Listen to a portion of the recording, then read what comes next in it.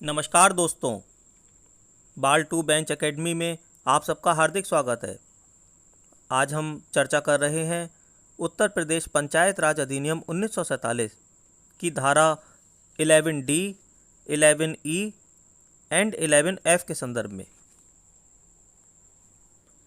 दोस्तों, अगर आप लोगों ने अभी बेयर एक्ट नहीं खोले हैं तो कृपया करके अपने बेयर एक्ट खोल लीजिए, क्योंकि हम बेयर एक्ट को सामने रखकर ही पढ़ाई करेंगे।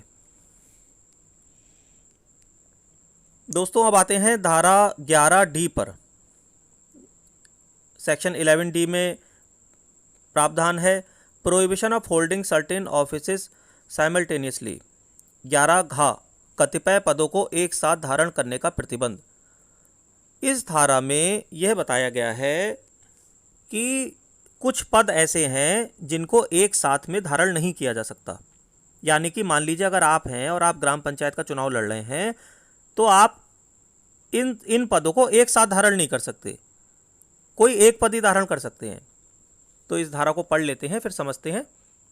इसमें कह रहे हैं कि कोई व्यक्ति एक साथ ग्राम पंचायत का प्रधान और न्याय पंचायत का पंच ना होगा। यानी कि कोई भी व्यक्ति ऐसा नहीं है कि ग्राम पंचायत का प्रधान भी बन जाए और न्याय पंचायत का पंच भी बन जाए, एक साथ वो दोनों पद धारण नहीं कर सकता। ऐसे ही आगे कह रहे हैं कि एक से अधिक प्रादेशिक निर्वाचन क्षेत्रों से ग्राम पंचायत का सदस्य ना होगा। देखिए, आप लोग अगर शहर में रहते हैं तो वहाँ पर नगर पालिका या नगर निगम के भी चुनाव होते हैं, तो हर क्षेत्र से या हर वार्ड से एक सदस्य चुना जाता है। तो कोई भी व्यक्ति कई क्षेत्रों से सदस्य नहीं बन सकता।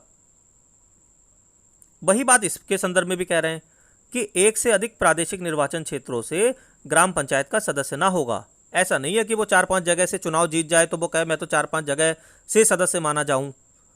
वो एक ही जगह से सदस्य माना जाएगा। आगे कह रहे हैं ग्राम पंचायत का सदस्य और न्याय पंचायत का पंच ना होगा। यानी कि अगर कोई व्यक्ति ग्राम पंचायत का सदस्य है, मेंबर है ग्राम पंचायत का, तो वह न्याय पंचायत का पंच नहीं हो सकता। दोनों पद एक साथ नहीं हो सकते। और इसके बाद में कह रहे हैं एक से अधिक ग्राम पंचायतों या न्याय पंचायतों में कोई पद धारण नहीं करेगा। यानी कि वही चीज़ है कि एक से अधिक ग्राम पंचायतें हैं तो ऐसा नहीं है कि सब में वो कोई पद धारण कर ले। इस ग्राम पंचायत में भी ये पद धारण कर लिया, दूसरी वाली ग्राम पंचायत में दूसरा पद धारण कर लिया, न्याय पंचायत में भी धारण कर लिया। ठीक है। और किसी व्यक्ति द्वारा जो ऐसे पदों को भरने के लिए चुना गया हो जिन्हें वह एक साथ धारण ना कर सकता हो, एक के अतिरिक्त सभी पदों को रिक्त किए जाने की व्यवस्था नियमों में की जा सकती है। इसका उद्देश्य क्या है इस धारा का? इस धारा का उद्देश्य ये है कि एक व्यक्ति एक ही पद पर कार्य करे, वह उस पद के उत्तरदायित्व का फुल टाइम और पूरी जिम्मेवारी से निर्वहन करे अपने कर्तव्यों का। ऐसा नहीं है कि एक व्यक्ति किसी लाभ के उद्देश्य से या कोई लालच में 4-4, 5-5 पद धारण कर ले और समाज के प्रति अपने उत्तरदायित्व का निर्वहन ठीक से ना करे। इसलिए ये सब धाराएं रखी जाती हैं। आगे आते हैं सेक्शन 11E पर, further bar on holding 2 offices simultaneously. इसमें कह रहे हैं एक साथ 2 पद धारण करने पर अग्रेतर रोक। इसमें भी वही चीज़ है, बस थोड़ा सा डिटेल अलग है। इसमें ये कह रहे हैं कि कोई व्यक्ति ग्राम पंचायत का प्रधान या सदस्य या न्याय पंचायत का पंच निर्वाचित होने या ऐसा पद धारण करने के लिए अनर्ह होगा। यानी कि कोई व्यक्ति प्रधान बनने या मेंबर बनने या न्याय पंचायत का पंच बनने के लिए क्वालिफाई नहीं होगा, डिस्क्वालीफाई हो जाएगा यदि, ठीक है, यदि वह संसद का या राज्य विधानमंडल का सदस्य है। यानी कि वो पार्लियामेंट का या स्टेट लेजिस्लेचर का मेंबर है। अरे भाई, अगर कोई एमपी बन जाएगा या एमएलए बन जाएगा तो वो काय को ग्राम प्रधान बनेगा? क्यों वो ग्राम पंचायत का प्रधान बनेगा फिर?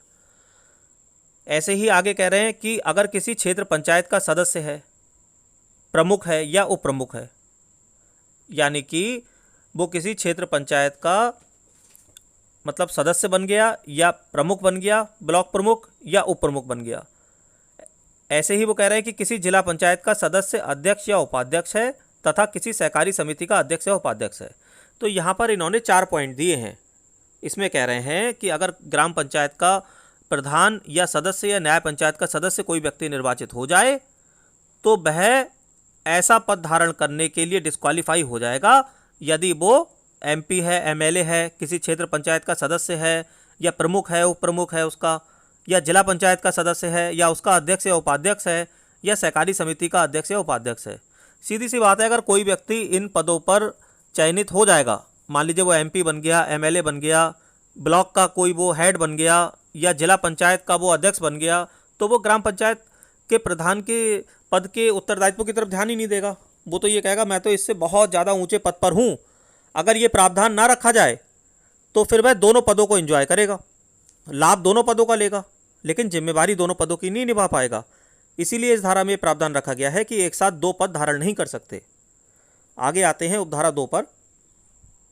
इसमें कह रहे हैं कि कोई व्यक्ति यदि बाद में उपधारा 1 के खंड का से घा में उल्लिखित किसी पद पर निर्वाचित होता है, यानी कि वो पहले तो ग्राम पंचायत का प्रधान या सदस्य है या न्याय पंचायत का पंच है, और बाद में वो एमपी बन गया, एमएलए बन गया, या ब्लॉक का सदस्य बन गया, या जिला पंचायत में चयनित हो गया, या सहकारी समिति में अध्यक्ष या उपाध्यक्ष हो गया, तो वह ऐसे अनुवर्ती निर्वाचन के दिनांक से ग्राम पंचायत के प्रधान या सदस्य या न्याय पंचायत के पंच के पद पर नहीं रह जाएगा, और तदुपरांत ऐसे प्रधान, सदस्य या पंच के पद से आकस्मिक रिक्ति हो जाएगी। तो वही बात मैंने आपसे शुरू में ही कह दी थी कि अगर कोई व्यक्ति एमपी या एमएलए बन जाएगा तो वो काय को ग्राम पंचायत का प्रधान बनेगा या सदस्य बनेगा या न्याय पंचायत का पंच बनेगा। वही बात इस उपधारा 2 में आ गई कि अगर कोई व्यक्ति पहले ग्राम पंचायत का प्रधान है या सदस्य है या न्याय पंचायत में मान लीजिए वो पंच है, और बाद में वो इन चारों में से किसी पद पर चयनित हो जाता है, तो फिर वह जो ग्राम पंचायत वाला पद था या न्याय पंचायत का जो पंच का पद था उस पर वो पीठासीन नहीं हो पाएगा, और ऐसे पद से आकस्मिक रिक्ति हो जाएगी। सीधी सरल सी बात है, आप समझ रहे होंगे। आगे आते हैं उपधारा 3 पर। उपधारा 3 मैं पहले एक बार पढ़ देता हूं, फिर मैं आपको समझाता हूं। आप भी बेरख से पढ़िए। इसमें लिखा है कि इस अधिनियम में किसी बात के होते हुए भी उत्तर प्रदेश पंचायत विधि संशोधन अधिनियम 1994 के प्रारंभ के पश्चात ग्राम, खंड और जिला स्तर की पंचायतों को संगठित करने के लिए हुए प्रथम निर्वाचनों में यदि कोई व्यक्ति 2 या अधिक स्तरों की पंचायतों का सदस्य चुना जाता है तो वह निर्वाचनों के परिणामों की घोषणा के दिनांक से 60 दिन के भीतर, या यदि उक्त 2 या अधिक स्तर की पंचायतों के संबंध में निर्वाचन के परिणामों की घोषणा भिन्न भिन्न दिनांकों को की गई हो तो अंतिम घोषणा के दिनांक के 60 दिन के भीतर एक स्थान को छोड़कर अन्य सभी स्थानों से अपना त्यागपत्र प्रस्तुत करेगा। और इस प्रकार से त्यागपत्र प्रस्तुत करने में विफल रहने की स्थिति में जिन स्तरों की पंचायतों के लिए वह निर्वाचित हुआ है उनमें से सर्वोच्च स्तर की पंचायत में उसके स्थान को छोड़कर अन्य सभी पंचायतों में उसका स्थान रिक्त माना जाएगा। तो दोस्तों, आपको इस उपधारा में क्या समझ में आया? देखिए, ये उपधारा पढ़ने में बहुत कठिन लग रही है, बहुत सरल है। मैं आपको अभी समझा देता हूँ। इस उपधारा में ये कह रहे हैं कि उत्तर प्रदेश पंचायत विधि संशोधन अधिनियम 1994 के प्रारंभ होने के बाद ग्राम, खंड और जिला स्तर की पंचायत के लिए अगर कोई निर्वाचन में कोई व्यक्ति 2 या अधिक पंचायतों का सदस्य चुन लिया जाता है तो निर्वाचन के परिणाम की घोषणा के 60 दिन के भीतर, या अगर निर्वाचन के परिणाम की घोषणा अलग अलग तारीखों को की गई तो जो अंतिम घोषणा होगी उसके 60 दिन के भीतर एक स्थान को छोड़कर अन्य सभी स्थानों से अपना त्यागपत्र प्रस्तुत करेगा। इतनी बात समझ में आई आपकी? देखिए, इसमें मैं फिर रिपीट करता हूं आपको, फिर आप समझिए। इसमें यह कह रहे हैं कि अगर कोई व्यक्ति ग्राम पंचायत का, खंड का और जिला स्तर का जो इनमें इलेक्शन हुए उसमें वो 2 से ज़्यादा पदों के लिए चुन लिया जाता है, तो जो निर्वाचन की घोषणा हुई यानी कि जो इलेक्शन का रिजल्ट आया उस घोषणा के 60 दिन के भीतर एक स्थान को छोड़ के बाकी सब पोस्टों से वो अपना त्यागपत्र देगा। भाई मान लीजिए आप हैं, आपने 4 जगह से इलेक्शन लड़ा, आप 4 जगह जीत गए, तो आप काम तो एक ही जगह कर सकते हैं। ये तो आपने पिछली धाराओं में पढ़ लिया। तो अगर आप एक ही जगह से कर सकते हैं काम तो बाकी जगहों से आप क्या करेंगे, रिज़ाइन देंगे। और रिज़ाइन के लिए टाइम लिमिट कितनी है, 60 दिन। विशेषतः आपको ये 60 दिन पे फोकस रखना है, आपको ये नहीं भूलना है कि 60 दिन के अंदर रिज़ाइन करना है, ये इंपॉर्टेंट बात है।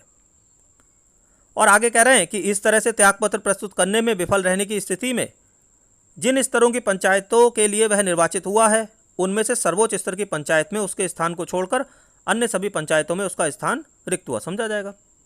अगर मान लीजिए आप त्यागपत्र नहीं दे पाते हैं, आप 4-4, 5-5 जगह से चयनित हुए, जीत गए आप इलेक्शन, और किसी कारणवश आप रिज़ाइन 60 दिन के अंदर नहीं कर पाए, तो क्या होगा।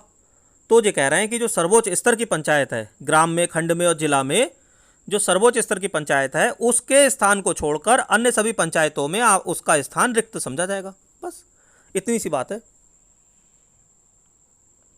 तो मैं आशा करता हूं कि ये सेक्शन आपको समझ में आ गई होगी। आगे बढ़ते हैं सेक्शन 11F पर।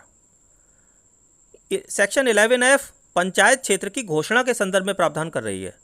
डिक्लेरेशन ऑफ पंचायत एरिया, कि पंचायत एरिया का डिक्लेरेशन जो किया जाएगा उस संदर्भ में। इसकी उपधारा 1 पढ़ते हैं। राज्य सरकार इस अधिनियम के प्रयोजनों के लिए अधिसूचना द्वारा किसी ग्राम या ग्रामों के समूह जिनकी संख्या यथासाध्य 1000 हो में समाविष्ट किसी क्षेत्र को ऐसे नाम से जैसा विनिर्दिष्ट किया जाए पंचायत क्षेत्र घोषित कर सकती है। तो इसमें आपने कुछ पॉइंट्स पे विशेष ध्यान देना है। पहली चीज़, पंचायत क्षेत्र की घोषणा कौन करेगी, राज्य सरकार। कैसे करेगी, अधिसूचना के द्वारा। और किस क्षेत्र को वो पंचायत क्षेत्र घोषित कर सकती है, किस ऐसा गांव जहां पर 1000 से ज़्यादा जनसंख्या हो, तो उसमें जो क्षेत्र है उस क्षेत्र को वो पंचायत क्षेत्र घोषित कर सकती है। यानी कि अगर किसी गांव की जनसंख्या 1000 से ज़्यादा है तो राज्य सरकार उसको पंचायत क्षेत्र घोषित कर देगी। अब घोषित क्यों करती है पंचायत क्षेत्र, गांव के कल्याण के लिए, ताकि गांव में तरह तरह के विकास कार्य हो सकें, लोगों की समस्याएं कम हो सकें, लोगों को समस्याओं से छुटकारा मिले, है ना। तो जहां पर जनसंख्या 1000 हो गई हो तो वहां पे राज्य सरकार चाहे तो उसे पंचायत क्षेत्र घोषित कर सकती है। अब इसी धारा में आगे प्रतिबंध दिया गया है कि प्रतिबंध ये है कि किसी राजस्व ग्राम या उसके किसी मजरे को पंचायत क्षेत्र की घोषणा के प्रयोजनों के लिए विभाजित नहीं किया जाएगा। ये इन्होंने एक प्रोहिबिशन लगा दिया। इंग्लिश में अगर देखें, provided that for the purposes of declaration of a panchayat area no revenue village और any hamlet thereof shall be divided. यानी कि अगर कोई रेवेन्यू विलेज है या कोई मजरा है उसको डिवाइड नहीं किया जाएगा, ठीक है, उसको डिवाइड करके पंचायत क्षेत्र घोषित नहीं किया जाएगा, ठीक है। आगे आते हैं उपधारा 2 पर। राज्य सरकार संबंधित ग्राम पंचायत के अनुरोध पर या अन्यथा प्रस्ताव के पूर्व प्रकाशन के पश्चात अधिसूचना द्वारा किसी भी समय किसी पंचायत क्षेत्र में किसी ग्राम या ग्रामों के समूह को सम्मिलित करके या उससे निकाल कर परिष्कार कर सकती है, पंचायत क्षेत्र के नाम को परिवर्तित कर सकती है और यह घोषणा कर सकती है कि कोई क्षेत्र पंचायत क्षेत्र नहीं रह गया है। तो इसमें उपधारा 2 में क्या है कि राज्य सरकार को यह पावर दे दी गई है कि वो किसी ग्राम या ग्राम के समूह को सम्मिलित कर ले या उसे निकाल दे या उसके पंचायत क्षेत्र के नाम को परिवर्तित कर दे या पंचायत क्षेत्र खत्म कर दे कि अब ये क्षेत्र पंचायत क्षेत्र नहीं रह गया है। यहाँ पर ये पावर दे दी गई है राज्य सरकार को। और ये जो काम इसमें बताए गए हैं ये ग्राम पंचायत के अनुरोध पर भी किए जा सकते हैं या जैसा राज्य सरकार उचित समझे अन्य स्तर पर भी किए जा सकते हैं, ठीक है। तो मेन इसमें पंचायत क्षेत्र की घोषणा के संदर्भ में प्रावधान है और आपको ये याद रखना है कि अगर किसी क्षेत्र की जनसंख्या 1000 हो तो राज्य सरकार ऐसे ग्राम या ग्राम के समूह को पंचायत क्षेत्र घोषित कर सकती है। ग्राम का समूह मतलब मान लीजिए छोटे छोटे ग्राम हैं 2-3, उन ग्रामों को मिला के उन्होंने एक पंचायत क्षेत्र बना दिया, या एक ही ग्राम की जनसंख्या 1000 है तो खाली उसी ग्राम के नाम पे पंचायत क्षेत्र घोषित कर दिया। तो दोस्तों मैं आशा करता हूँ कि आपको मेरा आज का प्रयास अच्छा लगा होगा। अगर आपको मेरा वीडियो अच्छा लगा हो तो कृपया वीडियो को लाइक अवश्य करें और चैनल को सब्सक्राइब अवश्य करें। धन्यवाद।